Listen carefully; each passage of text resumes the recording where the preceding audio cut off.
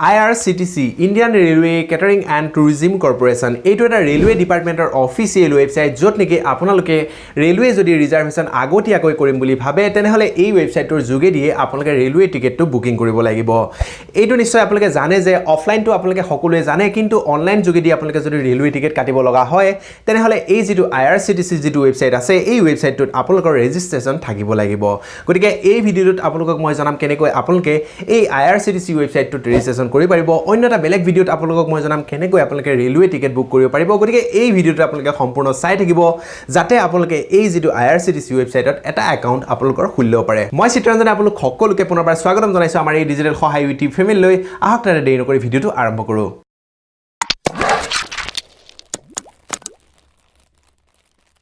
অকনমানো দেৰি নকৰাকৈ আপোনালোকক ডাইৰেক্টলি আপোনালোকৰ যেটো মোবাইল ফোন আছে সেই মোবাইল ফোনটোৰ যোগেদি আপোনালোকক এই যেটো IRCTC একাউণ্টটো খুলি দিও আহক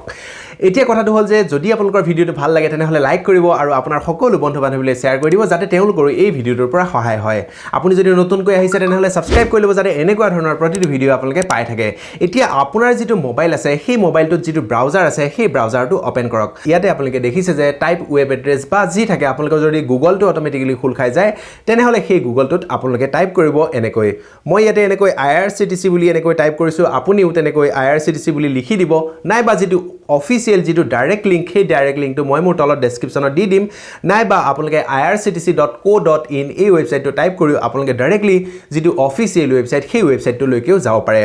এতিয়া আপোনালোকে দেখা পাইছে IRCTC ৰ যেটো ৱেবছাইট হয় সেই ৱেবছাইটটো বৰ্তমান খুল খাই গৈছে আপোনালোকৰ মোবাইলটো যদি আপোনালোকে বৰ্তমান কৰি আছে তেনেহলে আপোনালোকে দেখাই পাইছে যে আপোনালোকৰ যেটো IRCTC যেটো ৱেবছাইট যেটো ইন্টাৰফেস সেই ইন্টাৰফেসটো এনেকুৱা ধৰণৰ ইয়াতে লিখা আছে ফ্ৰম আৰু টু যদি আপোনালোকে বুকিং কৰিম বুলি ভাবে তেনেহলে ইয়াতে এনেকৈ আপোনালোকে সকলোবিলাক ডিটেইলছ দিব লাগিব মই আপোনালোকক বেলেগ এটা ভিডিঅ'ত সকলোখিনি দেখাই আছো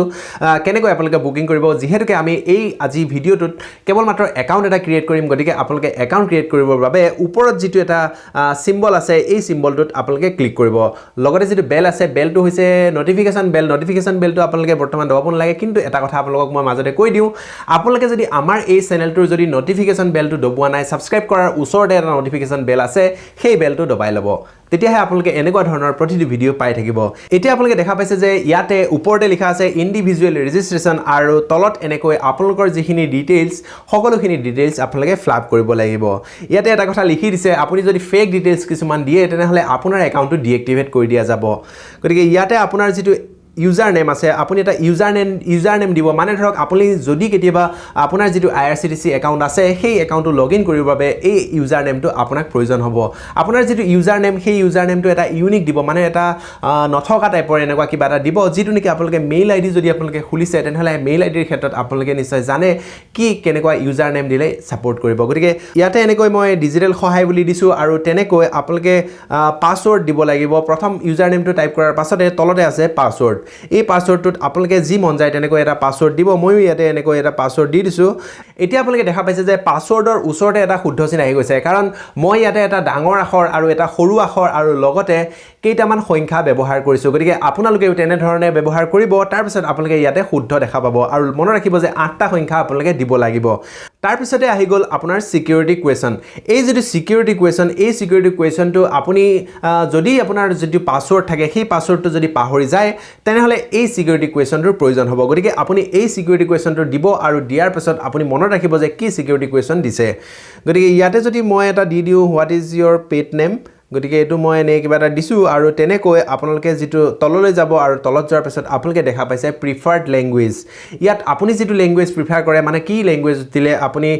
সকলোখিনি বুজি পাব হিন্দী নে ইংলিশ আপুনি বেছিকৈ বুজি পায় যেটো ইন্টাৰফেস আছে সেই ইন্টাৰফেসটো হিন্দীত আহিব নে ইংলিশ আহিব গতিকে ইয়াতে আপুনি ইংলিশটো সিলেক্ট কৰি দিব তাৰ পিছত আহিলে আপোনাৰ নামটো আপুনি আপোনাৰ যেটো নাম হয় সেই সকলোখিনি নামৰ যিখিনি ডিটেইলছ ইয়াতে ফিল আপ কৰি দিব তাৰ পিছত আপোনাৰ যেটো জেন্ডাৰ হয় সেই জেন্ডাৰটো আপোনালোকে ইয়াতে সিলেক্ট কৰিব মেল ফিমেল নে কি হয় হেতু আপোনালোকে ইয়াতে সিলেক্ট কৰিব মোৰ যেহেতুকে মেল হয় গতিকে মেলটো দিছো আৰু তলতে ডেট অফ বাৰ্থটো আপোনালোকে দিব আপোনাৰ যেটো ডেট অফ বাৰ্থ হয় হেতু ঠিক আছে ঠিক তেনেকৈ আপোনাৰ যিটো অকুপেশ্যন হয় মানে ধৰক কি কাম কৰে আপুনি সেই হিচাপত আপোনাৰ যিটো অকুপেশ্যন ইয়াতে ফ্লাপ কৰি দিব ইয়াতে মই এনেকৈ গভৰ্ণমেণ্ট দি দিছোঁ মোৰ অকুপেশ্যনটো যিহেতুকে তাৰপিছত আপোনাৰ যিটো মেৰিটিয়েল যিটো ষ্টেটাছ হয় আপুনি বিয়া পতা নে নপতা সেইটো ইয়াতে চিলেক্ট কৰিব তাৰপিছত এতিয়া আহিলে আপোনাৰ ইমেইল এড্ৰেছলৈ ইয়াত আপোনালোকৰ কাণ্ট্ৰি যিটো হয় সেই কাণ্ট্ৰিটো অট'মেটিকেলি চিলেক্ট হৈ থাকিব ইণ্ডিয়া হিচাপত গতিকে আপোনালোকে বিশেষ এই কাণ্ট্ৰিত চিলেক্ট কৰিব নালাগে কেৱল মাত্ৰ আপোনাৰ যিটো ইমেইল এড্ৰেছ আছে সেই ইমেইল এড্ৰেছটো ইয়াতে এনেকৈ দি দিব এতিয়া আপোনালোকে দেখা পালে যে এই যিটো ইমেইল এড্ৰেছটো দিয়াৰ লগে লগে ওপৰত এটা শুদ্ধ চিন আহি গৈছে তাৰমানে এই ইমেইল এড্ৰেছটো ইলিজিবল হ'ব ৰেজিষ্ট্ৰেশ্যন কৰাৰ বাবে আপুনিও তেনেকৈ দিব আৰু তাৰপিছত আপোনাৰ যিটো মোবাইল নাম্বাৰ আছে সেই মোবাইল নাম্বাৰটো ইয়াতে টাইপ কৰি দিব এতিয়া আপোনালোকৰ যিটো নেশ্যনেলিটি সেই নেশ্যনেলিটিটো ইয়াতে দিব ইয়াতে আপুনি যিহেতুকে ইণ্ডিয়ান হয় গতিকে সকলোৱে ইয়াতে ইণ্ডিয়ানটো দি দিব এনেকৈ তললৈ স্ৱাইপ কৰিব আৰু স্ৱাইপ কৰাৰ পাছত আয়াৰলেণ্ডৰ তলতে ইণ্ডিয়ান পাই যাব তাৰপিছত এতিয়া আহিলে আপোনাৰ যিটো ৰেচিডেন্সিয়েল যিটো এড্ৰেছ হয় মানে আপোনাৰ ঘৰ ক'ত কি কথা সেই সকলোবিলাক যদি আপুনি টিকেট বুকিং কৰে টিকেট বুকিং কৰাৰ সময়ত আপোনাক এই সকলোবোৰ নিবিচাৰে কেৱল মাত্ৰ আপোনালোকে টিকেটটো অতি সোনকালে বুকিং কৰিব পাৰিব যাৰ বাবদ আপোনালোকৰ যিটো এড্ৰেছ হয় এতিয়া আপোনালোকে ইয়াতে ভৰাই দিব লাগিব ইয়াতে আপোনাৰ এড্ৰেছখিনি সকলোখিনি ভৰাই দিব এনেকৈ ইয়াতে আপোনাৰ মোবাইল নাম্বাৰটো টাইপ কৰাৰ পাছত এতিয়া আহিছে আপোনাৰ copy residence to office address মানে যদি আপুনি ভাবে যে আপোনাৰ যিটো এড্ৰেছ ৰেচিডেন্সিয়েল যিটো এড্ৰেছ ঘৰুৱা যিটো এড্ৰেছ হয় সেই এড্ৰেছটোকে আপোনাৰ অফিচ এড্ৰেছ হিচাপে গণ্য কৰিবলৈ তেনেহ'লে আপোনালোকে ইয়াতে ইয়েছ কৰি দিব পাৰে তাৰপিছত আপুনি যদি ভাবে যে please inform me about IRCTC SBI card through phone SMS optional যদি আপুনি ভাবে যে IRCTCৰ যিটো SBI এটা কাৰ্ড আছে সেই SBI কাৰ্ডৰ বিষয়ে যদি আপোনাক জনাব IRCTC তেনেহ'লে আপোনালোকে ইয়াতে ইয়েছ কৰিব পাৰে মোক যিহেতুকে নালাগে গতিকে মই ইয়াতে এইটো টিকটো উঠাই দিছোঁ এতিয়া আহিছে এই যিটো ৱেবছাইটটোৰ শেষৰ পাৰ্টলৈকে অৰ্থাৎ ইয়াত আপোনালোকে যিটো ডিক্লেৰেশ্যন আছে সেই ডিক্লেৰেশ্যনটো একচেপ্ট কৰিব লাগিব আৰু লগে লগে এটা কেপচা টাইপ কৰিব লাগিব কেপচাৰ বিষয়ে মই অন্য এটা ভিডিঅ'ত ধুনীয়াকৈ আপোনালোকক বুজাই দিছোঁ যে এই কেপচাটো কি কেনেকৈ ক'ত কি ব্যৱহাৰ হয় সকলোখিনি যদি আপুনি নাজানে কেপচাৰ বিষয়ে তেনেহ'লে সেই ভিডিঅ'টো এবাৰ অনুগ্ৰহ কৰি চাই ল'ব ইয়াতে যিটো কেপচা আছে সেই কেপচাটো মই ইয়াতে লিখি দিছোঁ ইয়াতে সৰু হাতৰ L আছে আৰু 1 আছে